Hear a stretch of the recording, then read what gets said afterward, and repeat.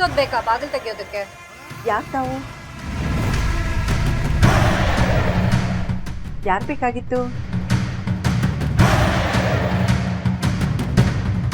ಏನ್ ಮಾತಾಡ್ತಿದ್ದೀರಾ?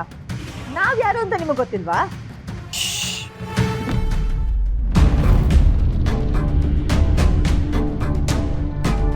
ಇದು ಕೌಸಲ್ಯನ ಸಾಮ್ರಾಜ್ಯ. ಇಲ್ಲಿ ಬರೀ ನಂದು ಮಾತ್ರ ಸೌಂಡ್ ಬರಬೇಕು. ಏನಾಗಬೇಕಾಗಿತ್ತು?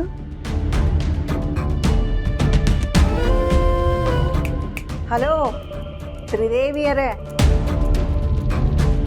ನಿಮ್ಮನ್ನೇ ಕೇಳ್ತಾ ಇರೋದು. ಏನಾಗಬೇಕಾಗಿತ್ತು? ಇದು ನಿಮಗೆ ಓವರ್ ಅನ್ನಿಸ್ತಾ ಇಲ್ವಾ? ಇರ್ಲಿ, ನೇರವಾಗಿ ವಿಷಯಕ್ಕೆ ಬರ್ತೀನಿ. ಅಜ್ಜಿನ ಕರ್ಕೊಂಡು ಹೋಗಕ್ ಬಂದಿದೀವಿ. ಅವರೆಲ್ಲಿ? ಅವ್ರನ್ನ ಬರೋದಕ್ಕೆ ಹೇಳಿ. ಯಾವ ಅಜ್ಜಿ? ಅವ್ರು ಯಾಕೆ ಇಲ್ಲಿಗೆ ಬರ್ತಾರೆ? ನಿಮ್ ಮಗಳನ್ನ ಮನೆ ಬಿಟ್ಟು ಓಡಿಸಿದೀವಿ ಅನ್ನೋ ಕಾರಣಕ್ಕೆ ಅಜ್ಜಿ ಮನೆ ಬಿಟ್ಟು ಇಲ್ಲಿಗೆ ಬಂದಿದಾರ. ಓಹೋ ಹೋ ಹೋ ಹೋ ಹೋ, ನೀವು ಅವ್ರ ಬಗ್ಗೆ ಮಾತಾಡ್ತಿದ್ದೀರಾ? ತಮ್ಮೆಲ್ಲರಿಗೂ ಅವರೊಬ್ಬರೇ ಇಲ್ಲಿಂದ ಬರಲ್ಲ ಅನ್ನೋದು ನೆನಪಿದೆ ತಾನೇ? ಅದಕ್ಕೆ ಅಜ್ಜಿ ಜೊತೆ ನಿಮ್ಮ ಮಗಳನ್ನು ಕರ್ಕೊಂಡು ಹೋಗ್ಬೇಕು ಅಂತಾನೆ ಬಂದಿದ್ದೀವಿ. ನಮ್ಮನ್ನ ಹೊರಗೋಗಿ ಅಂತ ಕಳಿಸ್ತಿರೋ ನೀವೇ ನಮ್ಮ ಮನೆವರೆಗೂ ಬರ್ತೀರಾ? ಗೆದ್ದೆ ಅಂತ ಜಾಸ್ತಿ ನಗ್ಬೇಡಿ.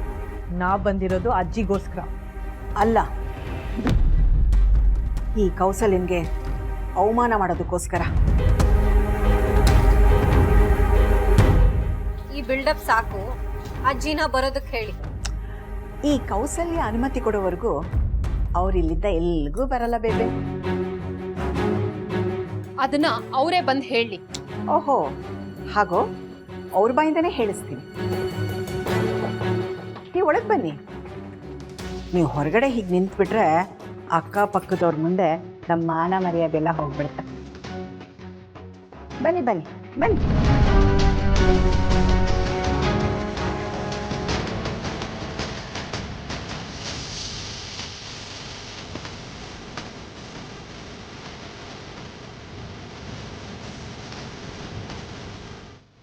ಅಕ್ಕ, ಇವರು ಸಾಮಾನ್ಯದವರಲ್ಲ. ನಮಗೆ ಅವಮಾನ ಮಾಡ್ಬೇಕು ಅಂತಾನೆ ಇಷ್ಟೆಲ್ಲ ಪ್ಲಾನ್ ಮಾಡ್ತಿದ್ದಾರೆ.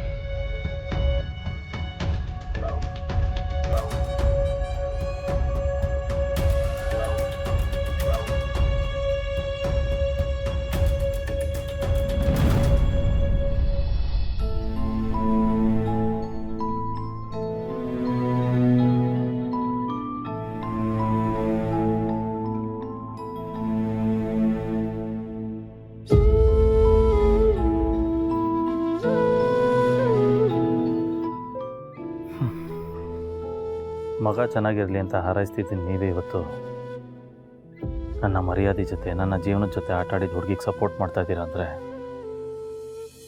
ನನಗೆ ನಂಬಕ್ಕೆ ಆಗ್ತಾಯಿಲ್ಲ.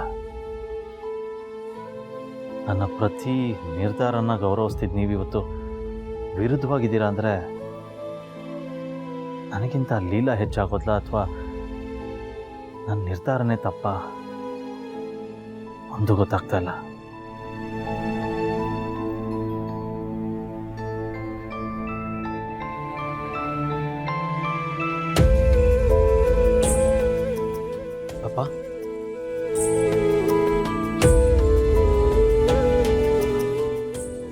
ಅಪ್ಪ, ಅಜ್ಜಿ ಮನಸ್ಸೆಂಥದ್ದು, ಅವರೆಷ್ಟು ಸೂಕ್ಷ್ಮ ಅಂತ ನಿಮಗೆ ಚೆನ್ನಾಗಿ ಗೊತ್ತಿದೆ ಅಲ್ವಾ ಅಪ್ಪ?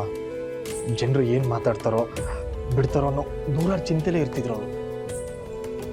ಅಂಥವ್ರ ಮುಂದೆ ಆ ಹುಡುಗನ ಮದುವೆ ದಿನನೇ ಆಚೆ ಹಾಕಿದ್ರಲ್ಲ, ಅಜ್ಜಿಗೆ ಅದನ್ನು ಸಹಿಸ್ಕೊಳ್ಳೋದಕ್ಕಾಗಲಿಲ್ಲ. ಅದಕ್ಕೆ ನಿರ್ಧಾರ ತೊಗೊಂಡ್ರು ಅಷ್ಟೇ ಅಪ್ಪ. ಅಪ್ಪ, ಹಾಗಂತೇಳಿ ನೀವು ಆ ಮನೆಗೆ ಹೋಗಿ ಅಜ್ಜಿನ ಕರ್ಕೊಬರೋ ಅವಶ್ಯಕತೆ ಇಲ್ಲ ಅಪ್ಪ. ಯಾಕಂತಂದರೆ 3 ಜನ ಸೊಸೆಂದಿರು ಆಲ್ರೆಡಿ ಹೋಗಾಗಿದೆ.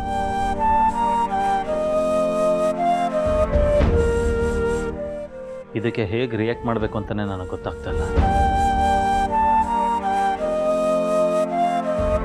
ಈ ಕುಟುಂಬಕ್ಕೋಸ್ಕರ ನಾನು ಏನೇ ನಿರ್ಧಾರ ತೊಗೊಂಡ್ರು ಅದನ್ನು ಮುಂದೆ ನಿಂತು ಅಚ್ಚುಕಟ್ಟಾಗಿ ನಿಭಾಯಿಸ್ತಾ ಇರೋದು ನನ್ನ 3 ಜನ ಸೊಸೆಯಂದಿರು.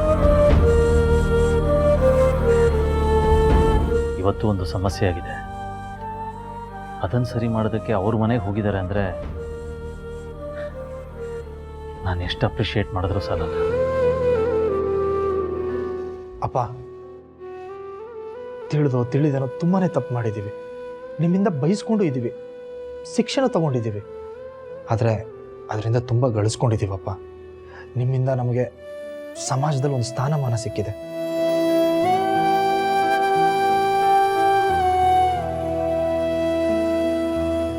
ಎಷ್ಟೇ ಕಷ್ಟ ಬಂದರೂ ಅದನ್ನು ಉಳಿಸ್ಕೊಳ್ಳೋ ಜವಾಬ್ದಾರಿ ನಮ್ಮದು ಅಪ್ಪ. ನಾವು ನೀವು ಹಾಕಿರೋ ಸರ್ಕಲ್ನಲ್ಲೇ ಬದುಕ್ತೀವಿ. ಪ್ಲೀಸ್ ಅಪ್ಪ, ಈ ಯೋಚನೆ ಬಿಟ್ಟು ಹೊರಗೆ ಬನ್ನಿ. 3 ಜನ ಅಜ್ಜಿನ ಮನೆ ಕರ್ಕೊಂಬರ್ತಾರೆ. ಅಂತರ ಕೋರಿಕೆ ಹಂಗೆ ನನ್ನ ಮದುವೆ ಆಯಿತು. ಅದರಿಂದ ಸೊಸೆ ಬೇಕು ಅನ್ನೋ ನನ್ನ ಅಮ್ಮನ ಆಸೆ ಪೂರ್ತಿ ಆಯಿತು. ನನ್ನ 3 ಜನ ಸೊಸೆಯಂದಿರೋ ಅತ್ತೆ ಬೇಕು ಅನ್ನೋ ಕನಸು ನನಸಾಯ್ತು. ಇನ್ನು ಮುಂದೆ ಈ ಮನೇಲಿ ಎಲ್ಲರೂ ನೆಮ್ಮದಿಯಾಗಿರ್ಬೋದು ಅಂದ್ಕೊಂಡೆ. ಆದರೆ ಎಲ್ಲ ಲೀಲಾ ಥರನೇ ಎಡವಟ್ಟಾಗೋಯ್ತು.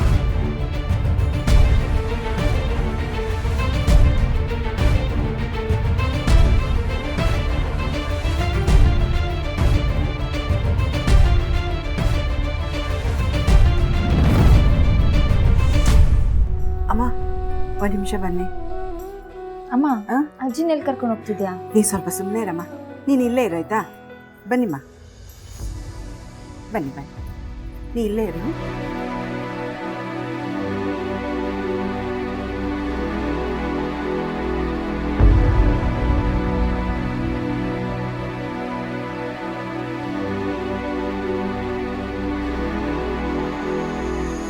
ಅಜ್ಜಿ,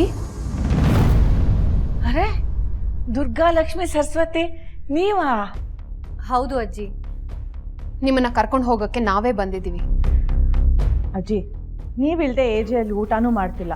ಇಲ್ಲಿ ನೀವು ಉಪವಾಸ ಇರ್ತೀರಾ ಅಂತ ನಮಗೆ ಗೊತ್ತಿದೆ. ಅಯ್ಯೋ, ಯಾಕೆ ಹಾಗೆ ನಿಂತ್ಕೊಂಡ್ಬಿಟ್ರಿ? ಬನ್ನಿ ಕೂತ್ಕೊಂಡು. ಅಯ್ಯೋ, ಈ ನಮ್ಮ ಚುಕ್ಕಿ ಇದ್ದಾಳಲ್ಲಮ್ಮ, ಬಟ್ಟೆನ ಎಲ್ಲಂದ್ರಲ್ಲ ಹಾಕ್ಬಿಡ್ತಾಳೆ. ಅದನ್ನೆಲ್ಲ ಎತ್ತೀನಿ. ಬನ್ನಿ ಕೂತ್ಕೊಳ್ಳಿ. ಅದ್ರ ಅವಶ್ಯಕತೆ ಇಲ್ಲ, ನಾವು ನಿಂತ್ಕೊಂಡೇ ಮಾತಾಡ್ತೀವಿ. ನೋಡಿ, ನೀವು ಹಠ ಮಾಡಿದ್ದು ಸಾಕು.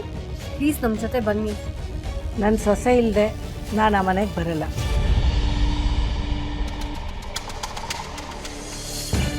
ಅಜ್ಜಿ, ನಿಮ್ಮ ಜೊತೆ ಲೀಲನ್ನು ಕರ್ಕೊಂಡು ಹೋಗೋಕ್ಕೆ ನಾವು ಬಂದಿರೋದು.